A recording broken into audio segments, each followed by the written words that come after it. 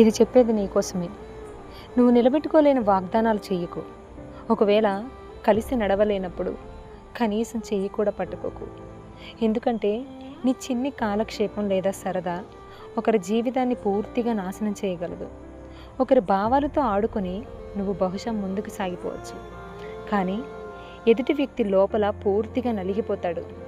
విను, ఒకవేళ తోడుగా నిలబడడం చేతకాకపోతే ఎవ్వరి జీవితంలోకి రాకు, ఎవ్వరి జీవితంలోకి వెళ్ళకు. ఎందుకంటే అరకొర ప్రేమ కంటే అరకొరకు తోడు ఎక్కువ బాధను మిగుల్చుతుంది. గుర్తుపెట్టుకో, ఒకరితో నీ సరదా తీరిపోయాక వేరొకరితో నీ సరదాలు పంచుకుంటూ నువ్వు నవ్వుతూ సంతోషంగా ముందుకెళ్ళిపోవచ్చు. కానీ గతంలో నువ్వు పంచిన సరదాలు, గతంలో నువ్వు పంచిన జ్ఞాపకాలు, గతంలో పంచిన ప్రేమ అన్నీ నిజమా అబద్ధమా అనే ఒక చిన్న సందేహంతో ఎదుటి వ్యక్తి ఎంతలా తన సర్వాన్ని కోల్పోతాడో తెలుసుకో. అందుకే నిలబడలేనప్పుడు ఎవరి